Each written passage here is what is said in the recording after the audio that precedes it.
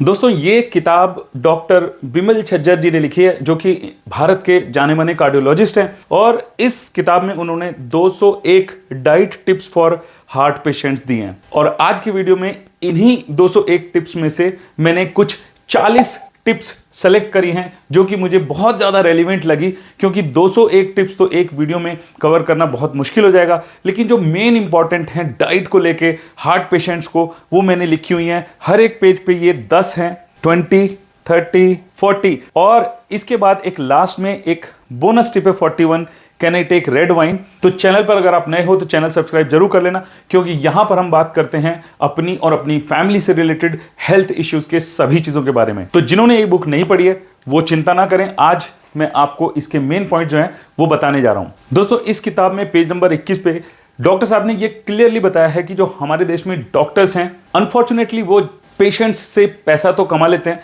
लेकिन उनकी बीमारी को जड़ से खत्म नहीं कर पाते। वो पेशेंट्स को एजुकेट नहीं कर पाते और वो पेशेंट्स के जो डाइट के जो करेक्शंस हैं वो नहीं करते। इस किताब में डॉक्टर साहब कहते हैं कि अगर हम अपनी डाइट को मॉडिफाई कर सकें तो जो ब्लॉकेज है वो रिवर्स हो सकता है, क्योंकि हार्ट डिजीज होने के 15 मेन रीजन हैं और जिसमें से कि 10 रीजन जो हैं वो डाइट रिलेटेड ही हैं। दवाइयों के अलावा हार्ट प्रॉब्लम को 3 चीजों से ठीक किया जा सकता है। एक तो है फिजिकल एक्टिविटी, दूसरा है डाइट करेक्शन और तीसरा है स्ट्रेस मैनेजमेंट। तो चलिए शुरू करते हैं वीडियो को। पॉइंट नंबर 1 पे आते हैं, कैन आई टेक घी। तो इसके लिए डॉक्टर साहब कहते हैं कि आप घी नहीं ले सकते अगर आप एक हार्ट पेशेंट हैं। तो हमारे भारत में घी को लेके बहुत सारे न्यूट्रिशनिस्ट और डॉक्टर्स का अलग अलग विचार है और घी के बहुत सारे फायदे भी हैं। लेकिन अगर किसी को हार्ट की कोई भी इश्यू है, कोई भी प्रॉब्लम है, तो उनको ये घी अवॉइड करना चाहिए, क्योंकि इसमें होता है सैचुरेटेड फैट और होता है कोलेस्ट्रॉल, और कोलेस्ट्रॉल जो है वो ब्लॉकेज करता है। ऐसा मैं नहीं कह रहा, ऐसा ये डॉक्टर बिमल छज्जर साहब अपनी इस बुक में कह रहे हैं। Point number 2, can I take fish oil. तो इसके लिए डॉक्टर साहब कहते हैं कि फिश ऑयल आप नहीं ले सकते, क्योंकि कोई भी अगर ऑयल है या फैट है, अगर वो एनिमल से आ रहा है तो उसमें कोलेस्ट्रॉल हाई लेवल का होता है। इसलिए अगर आपको ओमेगा 3 लेना है तो वो किसी भी प्लांट सोर्स से आप ले सकते हैं। ओमेगा 3 के बारे में मैंने अपने इस वीडियो में काफी अच्छे से समझाया हुआ है कि कैसे आप एनिमल सोर्स से जो लेते हैं वो कंप्लीट होता है और प्लांट सोर्स से वो इनकम्प्लीट होता है। तो बाद में जाके इसे आप जरूर देखिए। बात करते हैं अगले पॉइंट की, is olive oil good for heart. Doctor साहब कहते हैं कि ऑलिव ऑयल जो है वो बाकी ऑयल्स के कंपैरिजन में थोड़ा सा एक्सपेंसिव होता है और महंगा होता है, और जो हार्ट पेशेंट है उसे ये सोच के यूज करते हैं कि शायद ये हार्ट के लिए अच्छा है, कम से कम ऐसा एडवर्टाइजमेंट्स में बताया जाता है। ऑलिव ऑयल में 98.5% मुफा होता है, मोनो अनसैचुरेटेड फैटी एसिड्स, जो कि ब्लड कोलेस्ट्रॉल लेवल को तो अफेक्ट नहीं करता जिस तरीके से घी करता है, लेकिन ये हमारे ब्लड के ट्राइग्लिसराइड लेवल्स को हाई करता है। और कोलेस्ट्रॉल के साथ ही साथ ट्राइग्लिसराइड लेवल भी इसीलिए जाना जाता है कि वो हमारी ब्लॉकेज के चांसेस को बहुत ज्यादा बढ़ा देता है। इसलिए हार्ट पेशेंट्स को ऑलिव ऑयल अवॉइड करना चाहिए। बात करते हैं आगे कि कुछ ऑयल्स में लिखा होता है पैकेट्स पे या डब्बे पे कोलेस्ट्रॉल फ्री है, हार्ट हेल्दी ऑयल है। तो इसके बारे में क्या कहना है? डॉक्टर साहब का कहना है कि जो कोई भी अगर ऑयल है, अगर वो प्लांट सोर्स से आ रहा है तो वो उसमें कोलेस्ट्रॉल तो वैसे ही नहीं है, तो वो कोलेस्ट्रॉल फ्री तो है ही है, लेकिन उसमें हमें ध्यान देने वाली चीज है कि उस ऑयल में ट्राइग्लिसराइड होता है, और अगेन जो कि ब्लॉकेज के लिए ठीक नहीं है। तो ये सब जो लेबलिंग होती है हार्ट हेल्दी ऑयल, डॉक्टर साहब का कहना है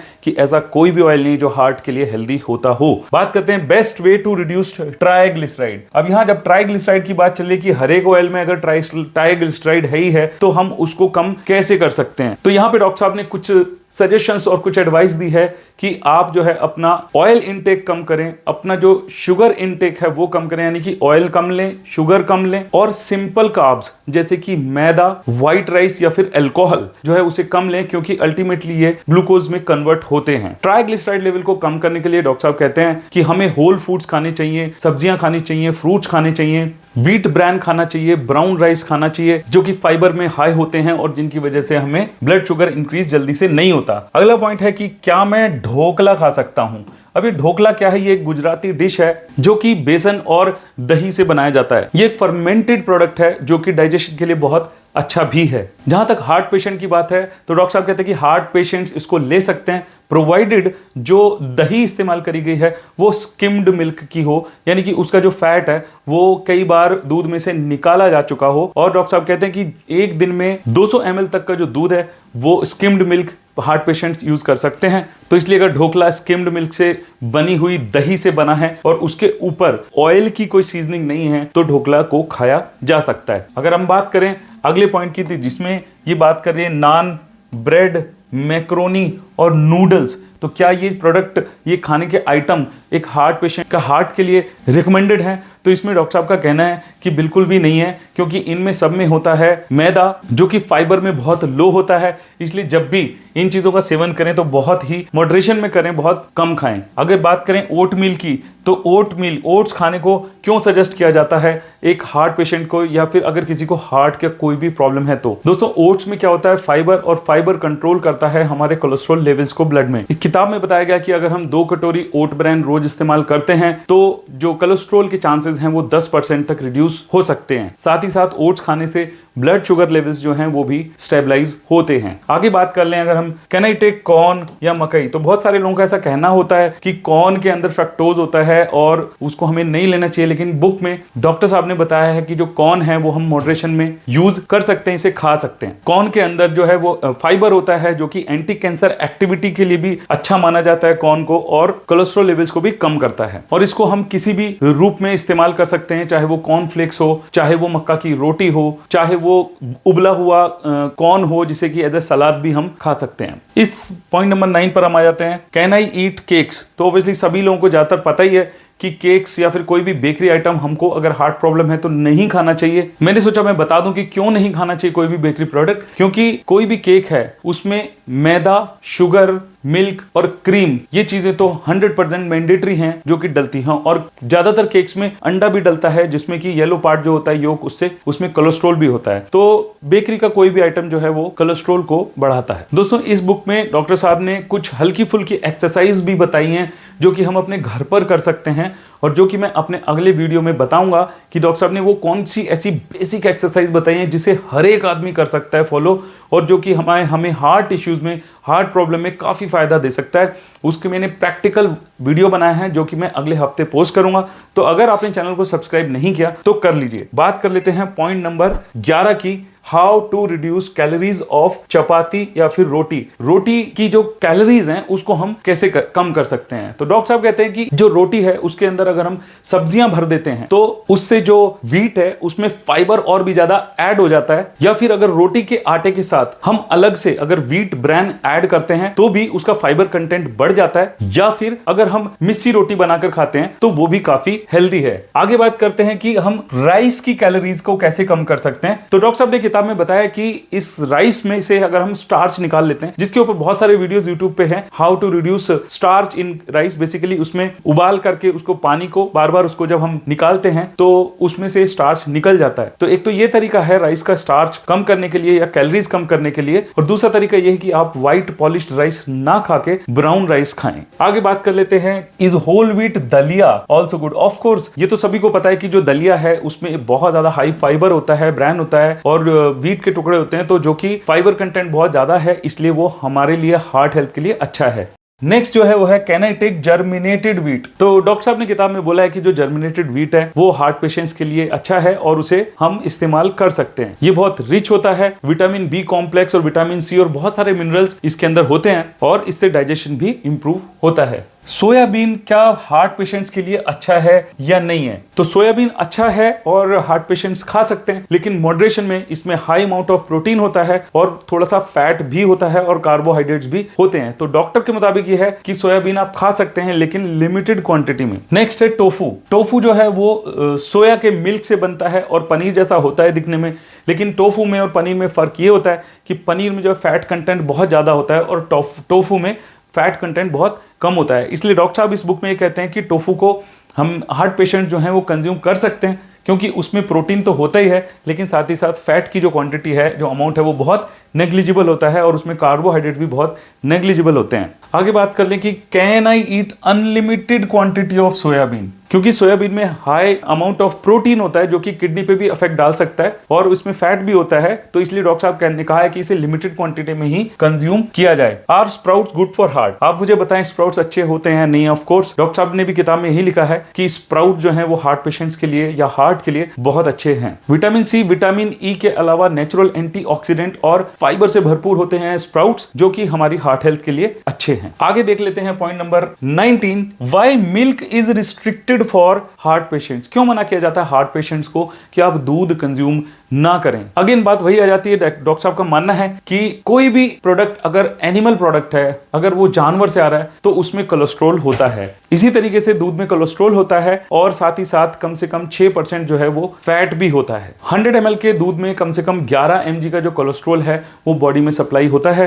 तो डॉक्टर साहब ने किताब में बताया है कि आप 200 ml तक दूध एक दिन में कंज्यूम कर सकते हैं, प्रोवाइडेड वो जो है स्किम्ड हो, यानी कि उसकी मलाई निकाली गई। तो डॉक्टर साहब ने बताया किताब में कि भाई आप क्या करें, दूध को गर्म करें, गर्म करने के बाद उसे ठंडा छोड़ दें, उसके ऊपर जो मलाई आ जाती है उसको रिमूव कर दें, उसके बाद उसको जो है आप फ्रिज में डाल दें, ठंडा होने के बाद वापस उसको निकालें, वापस गर्म करें, फिर ठंडा होने के लिए छोड़ दें और दोबारा उसके ऊपर जो मलाई आती है उसको भी रिमूव कर दें। तो उसके बाद जो दूध बचता है वो दूध आप 200 ml तक पर डे पी सकते हैं, या फिर उसी का बना हुआ दही भी आप कंज्यूम कर सकते हैं। Point number 20, can I take paneer? तो पनीर आप अगर हार्ट की पॉइंट ऑफ व्यू से पूछ रहे हैं तो पनीर को आप नहीं ले सकते। जब मैं टोफू के बारे में बात कर रहा था तो मैंने आपको बताया था कि पनीर में जो है हाई क्वांटिटी ऑफ फैट भी होता है, प्रोटीन तो होता ही है लेकिन साथ ही साथ फैट भी होता है, इसलिए as per the recommendation of doctor आप पनीर को कंज्यूम नहीं कर सकते अगर हार्ट इश्यू है तो। बात कर लेते हैं point number 21, can I take butter? अब हम यहाँ पे मिल्क प्रोडक्ट्स की बात शुरू कर दिए। तो बटर में क्या है कि डॉक्टर साहब कहते हैं कि 100% इसके अंदर फैट होता है जिससे कि कोलेस्ट्रॉल बढ़ता है, और हमारी आजकल की जो लाइफस्टाइल है,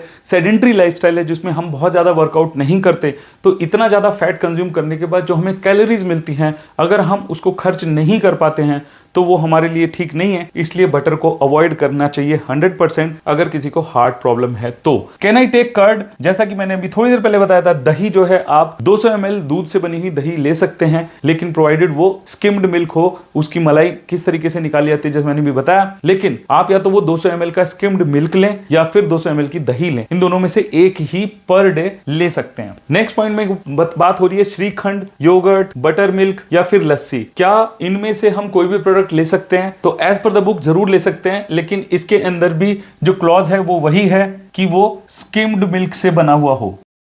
आगे बात करते हैं कि क्या मैं फिश, मीट, चिकन, बीफ या पोर्क ले सकता हूं? तो इसमें से आप कुछ भी नहीं ले सकते अगर आप हार्ट पेशेंट हैं तो। वैसे तो फिश के बहुत सारे बेनिफिट्स होते हैं लेकिन हार्ट पेशेंट्स के लिए ये बेनिफिशियल नहीं है, क्योंकि जितने भी नॉन वेज प्रोडक्ट्स हैं, जितने भी आइटम्स हैं, इनसे कोलेस्ट्रॉल और ट्राइग्लिसराइड लेवल दोनों ही बढ़ते हैं। यहां पर हम बात करते हैं एग्स की कि क्या हम एग खा सकते हैं? तो किताब में डॉक्टर साहब ने बताया है कि हम एग्स खा सकते हैं, लेकिन जो एग का येलो वाला पार्ट है जिसको हम एग योक बोलते हैं उसको आप ना खाएं, क्योंकि उसके अंदर होता है कोलेस्ट्रॉल। एग का जो व्हाइट वाला पोर्शन है अगर आप हार्ट पेशेंट तो आप खा सकते हैं, उसके अंदर 3 ग्राम का प्रोटीन होता है। तो आगे हम बात कर लेते हैं कि स्पिनच, पालक को क्यों प्रेफर किया जाता है, क्यों रेकमेंड करते हैं सभी लोग कि भाई पालक खाओ? तो पालक में एल्कलाइन मिनरल सॉल्ट, स्पेशली जो आयरन है वो बहुत हाई होता है and it improves composition of blood by increasing its alkalinity. अगले पॉइंट की बात कर लेते हैं कि क्या पाइनएप्पल खा सकते हैं? वैसे तो पाइनएप्पल बहुत मीठा होता है, तो अगर आप एक डायबिटिक हैं हार्ट पेशेंट के साथ साथ तो आपको पाइनएप्पल नहीं खाना है, लेकिन अगर आपको डायबिटीज नहीं है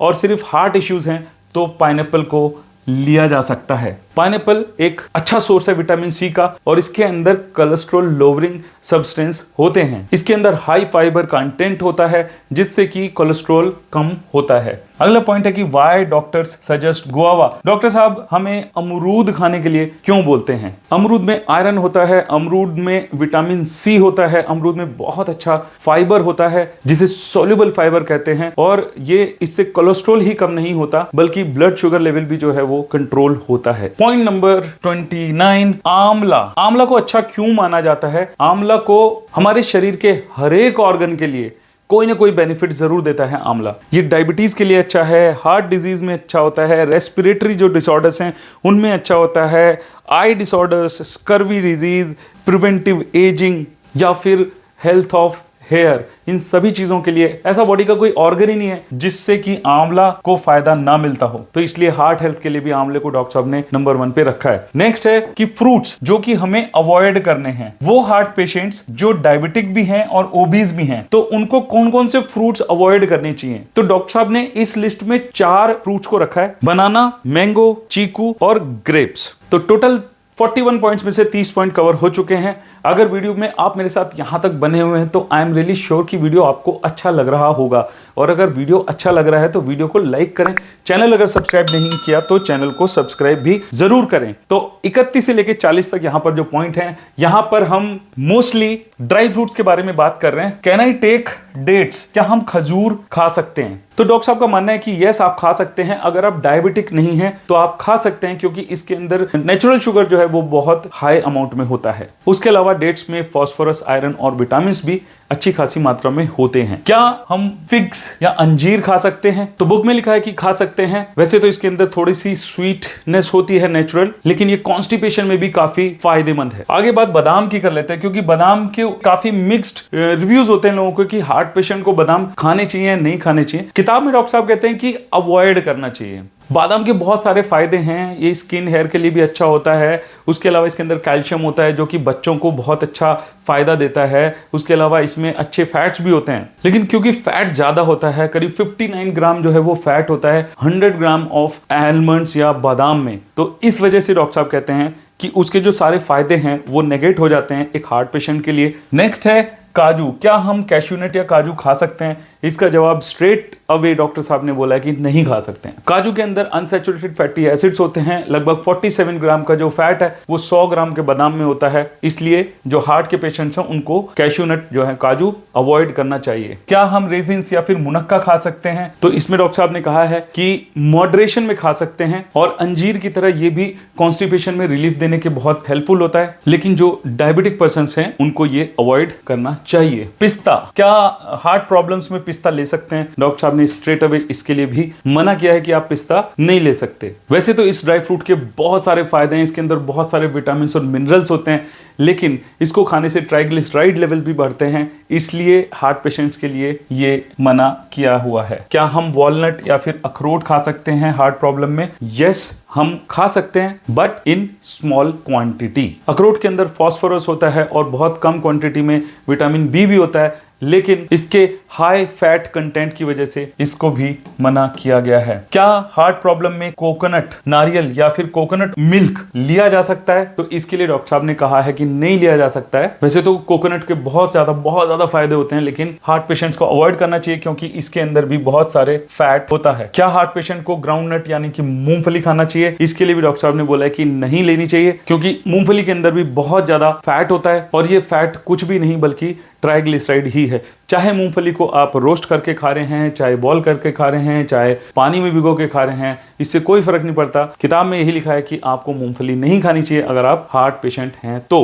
पॉइंट नंबर 40 कि क्या हमें टी और कॉफी कंज्यूम करनी चाहिए? तो बुक की रिकमेंडेशन ये है कि not more than 2 cups in a day. दिन में 2 कप से ज्यादा जो है हमको चाय या कॉफी नहीं लेनी चाहिए। और यहां पर आ गए हैं हम लास्ट पॉइंट पे, can I take red wine. आपने नोट किया होगा कि मैंने इसको अल्कोहल नहीं लिखा, क्योंकि ये तो अंडरस्टूड है कि हार्ट पेशेंट को अल्कोहल वैसे भी मना किया जाता है। हाँ, रेड वाइन की बात स्पेशली इसलिए की क्योंकि वेस्टर्न कंट्रीज से भी ये की बात चली आती है कि जो लोग हार्ट पेशेंट हैं उन्हें रेड वाइन पीना चाहिए, क्योंकि रेड वाइन में एंटीऑक्सीडेंट्स भी होते हैं और वो हार्ट हेल्थ के लिए अच्छा है। लेकिन एज पर द बुक के अंदर, इस किताब के अंदर जो लिखा हुआ है कि आपको रेड वाइन बिल्कुल भी नहीं लेनी है, क्योंकि इससे हमारे ट्राइग्लिसराइड लेवल बढ़ते हैं। तो यहां पर होता है मेरा ये वीडियो समाप्त। उम्मीद है आपको वीडियो जरूर पसंद आया होगा। अगले वीडियो तक के लिए जय हिंद।